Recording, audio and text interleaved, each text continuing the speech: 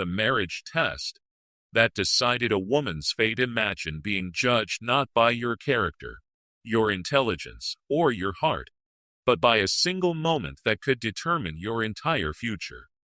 For centuries, women across different cultures faced bizarre and often dangerous tests that would decide whether they were worthy of marriage, worthy of love, or even worthy of life itself.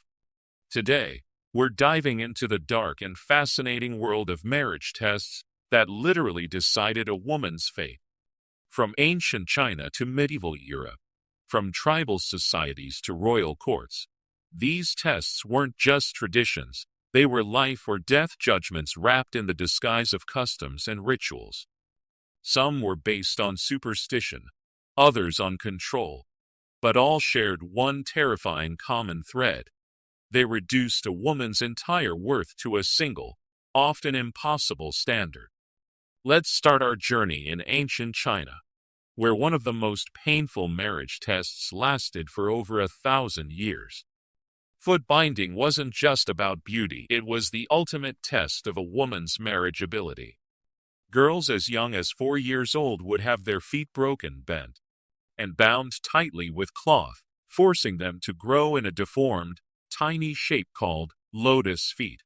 This excruciating process, which often led to infection, gangrene, and even death, was considered essential for finding a good husband. The smaller the feet, the better the marriage prospects. Women with bound feet could barely walk, making them completely dependent on their families and later their husbands. This wasn't just a test of beauty. It was a test of submission, wealth, and social status all rolled into one torturous practice. The most heartbreaking part? Mothers would perform this test on their own daughters, believing they were giving them the best chance at a good life. In reality, they were condemning them to a lifetime of pain and disability.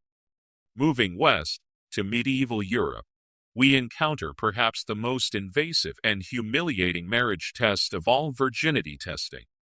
Before a woman could marry, especially into nobility, she often had to undergo physical examination by midwives or physicians to prove her purity. These tests were not only medically inaccurate, but deeply traumatic.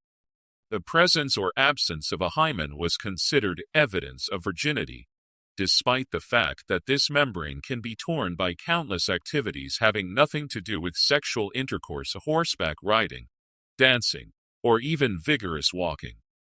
The consequences of failing this test were devastating. Women could be rejected by their intended husbands, cast out from their families, or worse. Some faced public humiliation, while others were forced into convents or faced accusations of witchcraft. The test created an impossible standard. Women had to remain pure, while having no control over the biological factors that determined the test's outcome. In some parts of India, marriage tests took on an even more sinister form through the dowry system. While not a test in the traditional sense, the dowry became a continuous examination that could last throughout a woman's married life. If a family couldn't provide enough gold, money, or goods, the bride could face rejection, abuse, or even murder. This created a horrifying situation where a woman's value was literally measured in material goods, and her safety depended on her family's ability to keep paying. Even after marriage, demands for more dowry could continue, turning marriage into a never-ending test of financial adequacy. Women who failed this test faced domestic violence, abandonment, or in the most tragic cases, dowry deaths and murders disguised as kitchen accidents or suicides. Popular culture has given us the image of the medieval chastity belt, but the reality of marriage testing devices was both more complex and more disturbing. While actual chastity belts were rare and primarily used for short periods, various cultures developed their own methods for testing and ensuring female fidelity. Some societies used public ceremonies where a woman's virtue was questioned and tested through various rituals. Others employed social surveillance systems where entire communities would monitor and judge a woman's behavior, essentially making her entire life a continuous marriage test. The psychological impact of these systems was profound. Women lived under constant scrutiny, knowing that a single misstep, real or perceived, could destroy their chances of marriage and social acceptance. In colonial America and parts of Europe, women faced marriage tests that resembled witch trials. A woman's temper, her ability to manage household tasks, her religious devotion, and even her reactions to stress were all evaluated as part of her marriageability.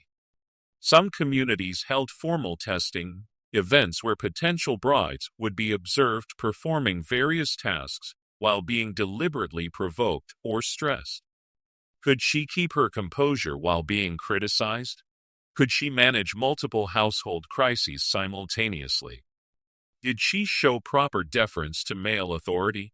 These tests weren't just about practical skills, they were designed to identify women who might be difficult wives, essentially punishing any sign of independence or strong personality.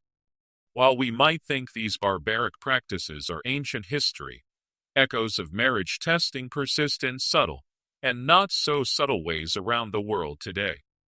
In some cultures, women still face scrutiny over their appearance, their domestic skills, their career choices, and yes, even their sexual history.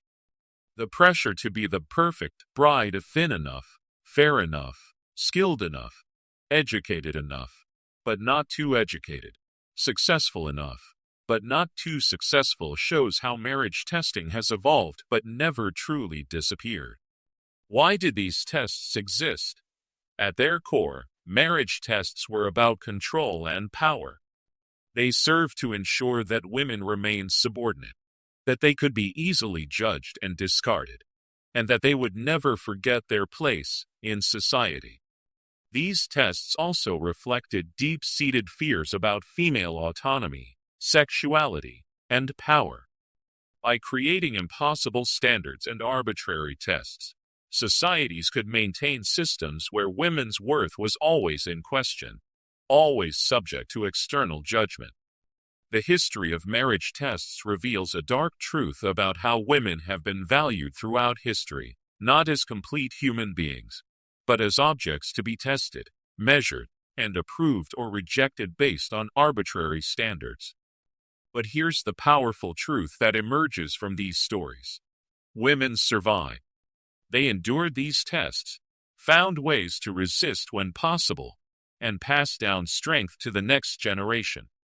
Today, as we recognize these practices for what they truly were, systems of oppression disguised as tradition, we honor the courage of every woman who faced these tests and the progress we've made toward true equality. The real test isn't whether a woman meets impossible standards set by others. The real test is whether we, as a society, can finally value women for who they are, not what they can prove.